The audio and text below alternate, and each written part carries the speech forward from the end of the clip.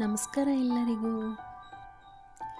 Last ವಿಡಿಯೋದಲ್ಲಿ ನಾವು ನಿಮಗೆ ಹೆಬ್ಬೆ ಫಾಲ್ಸ್ನ ತೋರಿಸಿದ್ವಿ.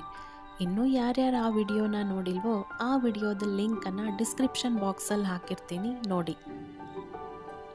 ಹೆಬ್ಬೆ ಫಾಲ್ಸ್ನ ನೋಡಿದ್ಮೇಲೆ ನಾವು ಹೋಗಿದ್ದು ಕಲ್ಲತ್ಗಿರಿ ಫಾಲ್ಸ್ನ ನೋಡೋದಕ್ಕೆ.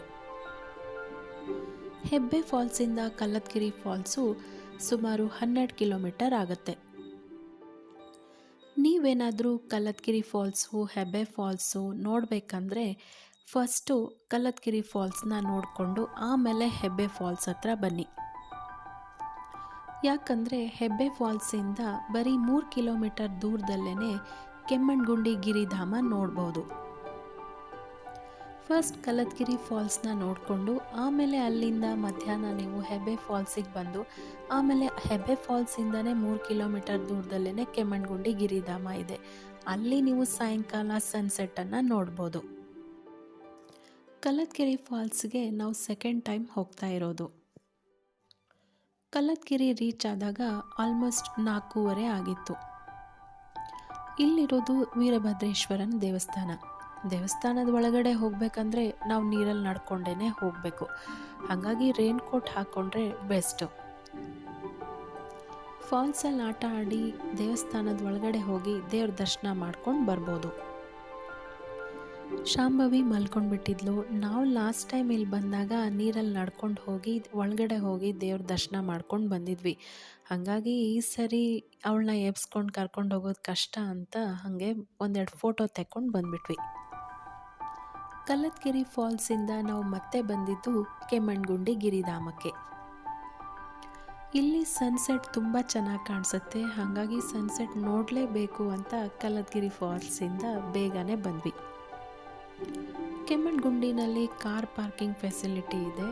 ನಮ್ಮ ಕಾರ್ಗೆ 120 ರೂಪೀಸ್ನ ತಗೊಂಡ್ರು. ಈ ಗಿರಿಧಾಮಕ್ಕೆ ಕೃಷ್ಣರಾಜೇಂದ್ರ ಗಿರಿಧಾಮ ಅಂತ ಕರೀತಾರೆ. ಏಕೆಂದರೆ ಮೈಸೂರು ಮಹಾರಾಜರಾಗಿದ್ದಂಥ ನಾಲ್ವಡಿ ಕೃಷ್ಣರಾಜ ಒಡೆಯರವರು ಬೇಸಿಗೆ ಕಾಲದಲ್ಲಿ ಇಲ್ಲಿ ಬಂದು ಈ ಗಿರಿಧಾಮದಲ್ಲೇ ಉಳ್ಕೊಳ್ತಿದ್ರಂತೆ. ಕೆಮ್ಮಣ್ಗುಂಡಿನಲ್ಲಿರೋ ಈ ಗಿರಿಧಾಮವನ್ನು ಕರ್ನಾಟಕದ ಊಟಿ ಅಂತ ಕರೀತಾರೆ. ಈ ಪ್ರದೇಶವನ್ನು ಕೆಮ್ಮಣ್ಗುಂಡಿ ಅಂತ ಯಾಕೆ ಕರೀತಾರಂದರೆ ಇಲ್ಲಿ ಯಥೇಚ್ಛವಾಗಿ ಕಬ್ಬಿಣದ ಅದಿರು ಸಿಗುತ್ತೆ ಮತ್ತು ಇಲ್ಲಿರುವಂತಹ ಮಣ್ಣು ಕೆಂಪಾಗಿರುತ್ತೆ ಮತ್ತು ಈ ಪ್ರದೇಶ ಕಣಿವೆ ಪ್ರದೇಶ. ಹಾಗಾಗಿ ಈ ಸ್ಥಳವನ್ನು ಕೆಮ್ಮಣ್ಗುಂಡಿ ಅಂತ ಕರೀತಾರೆ.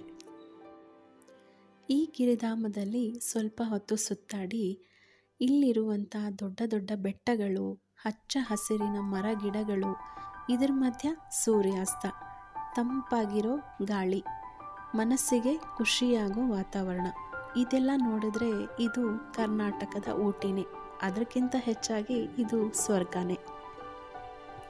ನಾವು ಕೆಮ್ಮಣ್ಗುಂಡಿ ರೀಚ್ ಆಗಿದ್ದು ಒಂದು 5-10 ನಿಮಿಷ ಲೇಟ್ ಆಯಿತು. ಹಾಗಾಗಿ ಸೂರ್ಯಾಸ್ತನ ಕಾರಲ್ಲಿ ಕೂತ್ಕೊಂಡೇ ನೋಡಿದ್ವಿ. ಸೊ ಹತ್ತಿರ ಹೋಗಿ ವಿಡಿಯೋ ಕ್ಯಾಪ್ಚರ್ ಮಾಡೋಕ್ಕಾಗಲಿಲ್ಲ. ಎಲ್ಲರೂ ಬಂದು ಇಲ್ಲಿ ಸೂರ್ಯಾಸ್ತವನ್ನು ನೋಡಲೇಬೇಕು. ಅದನ್ನು ವರ್ಣಿಸ್ಲಿಕ್ಕಂತೂ ಸಾಧ್ಯನೇ ಇಲ್ಲ. ನಾವೇ ನಿಂತ್ಕೊಂಡು ನೋಡಿದ್ರೇ ಅದ್ರ ಗೊತ್ತಾಗೋದು. ಈ ಗಿರಿಧಾಮದಲ್ಲಿ ಮಕ್ಕಳಿಗೆ ಆಡೋಕ್ಕೆ ತುಂಬ ಚೆನ್ನಾಗಿದೆ. ಜಾರು ಬಂಡೆ, ಜೋಕಾಲಿ, ಅದು ಇದು ಅಂತ ಮಕ್ಕಳು ತುಂಬ ಎಂಜಾಯ್ ಮಾಡ್ತಾರೆ. ಇದ್ರ ಜೊತೆಗೆ ಇಲ್ಲಿ ಪ್ರಾಣಿಗಳದ್ದು ಸ್ಟ್ಯಾಚುಗಳು ಬೇರೆ ಇದೆ. ಶಾಂಭವಿ ಇಲ್ಲಿರುವಂಥ ಜೋಕಾಲಿನ ಆಟ ಆಡಿದ್ಲು, ಜಾರು ಬಂಡೆ ಆಟ ಆಡಿದ್ಲು, ಹಾಗೆ ಪ್ರಾಣಿಗಳ ಸ್ಟ್ಯಾಚೂಸ್ನ ನೋಡಿದ್ಲು. ಒಟ್ಟಿನಲ್ಲಿ ಖುಷಿಯಾಗಿದ್ಲು. ಶಾಂಭವಿಯ ಖುಷಿ ನೋಡಿ ಇಲ್ಲಿರೋ ವಾತಾವರಣನ ಕಣ್ಣು ತುಂಬಿಕೊಂಡು ನಾವು ಮುಂದೆ ಹೋಗಿದ್ದು ನಮ್ಮ ರೆಸಾರ್ಟ್ ಹತ್ರ.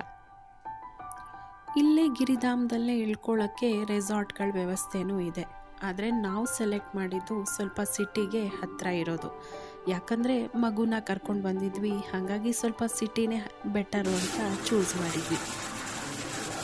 ನಾವು ಉಳ್ಕೊಂಡಿರೋಂಥ ರೆಸಾರ್ಟು ತುಂಬ ಚೆನ್ನಾಗಿತ್ತು. ರೂಮ್ಸ್ಗಳು ನೀಟಾಗಿತ್ತು.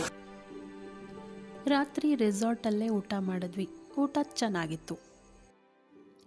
ರಾತ್ರಿ ಎಲ್ಲರದು ಊಟ ಆದಮೇಲೆ ರೆಸಾರ್ಟಲ್ಲೇ ಕ್ಯಾಂಪ್ ಫೈರ್ ನೋಡಕ್ಕೆ ಹೋದ್ವಿ. ರಾತ್ರಿ ಹೊತ್ತು ಹೊರಗಡೆ ಇರೋ ಚಳಿಗೆ ಬೆಂಕಿ ಮುಂದೆ ನಿಂತಾಗ ಆಗುವಂಥ ಬೆಚ್ಚಗಿನ ಅನುಭವ. ಕ್ಯಾಂಪ್ ಫೈರ್ ಮುಂದೆ ಡ್ಯಾನ್ಸ್ ಮಾಡೋರಿಗೆ ಡ್ಯಾನ್ಸೂ ಮಾಡಿಸಿದ್ರು. ರಾತ್ರಿ ಕ್ಯಾಂಪ್ ಫೈರ್ ಮುಗಿಸಿ ರೂಮಿಗೆ ಬಂದು ಮಲಗಿದ್ರೆ ಬೆಳಗ್ಗೆ ಸೂರ್ಯನ ಕಿರಣಗಳು ನಮ್ಮ ರೂಮ್ನ ಮುಟ್ಟಿದಾಗಲೇ ನಮಗೆ ಎಚ್ಚರ ಆಗಿದ್ದು. ನಾನು ಸ್ವಲ್ಪ ಬೇಗ ಎದ್ದು ರೆಸಾರ್ಟ್ ಫುಲ್ ನೋಡ್ಕೊಂಡು ಬರೋಣ ಅಂತ ಹೋಗಿದ್ದೆ. ಅಲ್ಲಿರೋ ಜೋಕಾಲಿನ ನೋಡಿ ನನಗೂ ಆಸೆ ಆಯಿತು.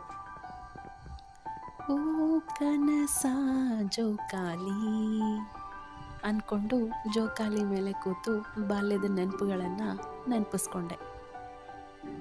ಸುತ್ತಲೂ ಕಾಡು ಮರಗಳು, ಅಲ್ಲಲ್ಲಿ ಕಾಣೋ ಕಾಫಿ ಎಸ್ಟೇಟು, ಫ್ರೆಶ್ ಆಗಿರೋ ವಾತಾವರಣ, ಬಿಸಿ ಬಿಸಿ ಕಾಫಿ, ಸ್ವಲ್ಪ ಸ್ವಲ್ಪ ಚಳಿ, ಅಂತೂ ವಾತಾವರಣ ಅಂತೂ ಅದ್ಭುತ. ಬೆಳಗಿನ ಪ್ರಕೃತಿ ಸೌಂದರ್ಯನ ಒಬ್ಬಳೇ ಕೂತ್ಕೊಂಡು ನೋಡ್ತಿದ್ರೆ ಮನಸ್ಸಿನ ಭಾರ ಕಡಿಮೆ ಆದಂಥ ಅನುಭವ. ಅಷ್ಟರಲ್ಲೇ ಅಪ್ಪ ಮಗಳು ನಾನಿರೋ ಕಡೆನೇ ಬಂದರು. ಮಗಳ ಜೊತೆ ನಾವಿಬ್ಬರು ಫೋಟೋ ತಗೋಬೇಕು ಅಂದರೆ ಮಗಳು ನಿಲ್ಲಕ್ಕೆ ರೆಡಿ ಇಲ್ಲ. ಹೋಗಲಿ ಬಿಡು ಅಂತ ಬಿಟ್ಬಿಟ್ವಿ. ನಾವು ನೇಚರ್ನ ಎಂಜಾಯ್ ಮಾಡಿದ್ರೆ ನಮ್ಮ ಮಗಳು ಆ ನೇಚರಲ್ಲಿ ನಡೆಯೋದನ್ನು ಎಂಜಾಯ್ ಮಾಡ್ತಿದ್ಲು. ಹೋಗಲಿ ಅಂತ ವಿಡಿಯೋನೂ ಮಾಡಲಿಲ್ಲ, ಫೋಟೋಸ್ನೂ ತಗೊಳ್ಳಿಲ್ಲ, ಸುಮ್ಮನೆ ನೋಡ್ತಾ ಇದ್ವಿ. ರೂಮಿಗೆ ಬಂದು ಫ್ರೆಶ್ ಅಪ್ ಆಗಿ ತಿಂಡಿ ಎಲ್ಲ ತಿಂದು ಮತ್ತೆ ಕಾರಲ್ಲಿ ಕೂತ್ಕೊಂಡು ಮತ್ತೆ ನಮ್ಮ ಪ್ರಯಾಣನ ಶುರು ಮಾಡಿದ್ವಿ. ಹೇಗಿತ್ತು ಇವತ್ತಿನ ವಿಡಿಯೋ? ಈ ವಿಡಿಯೋ ಇಷ್ಟ ಆಗಿದ್ದರೆ ನಮ್ಮ ವಿಡಿಯೋನ ಲೈಕ್ ಮಾಡಿ, ನಿಮ್ಮ ಫ್ರೆಂಡ್ಸ್ ಆ್ಯಂಡ್ ಫ್ಯಾಮಿಲಿ ಮೆಂಬರ್ಸಿಗೂ ಈ ವಿಡಿಯೋನ ಶೇರ್ ಮಾಡಿ, ಹಾಗೆ ನಮ್ಮ ಚಾನಲ್ನ ಸಬ್ಸ್ಕ್ರೈಬ್ ಮಾಡಿ. Thank you.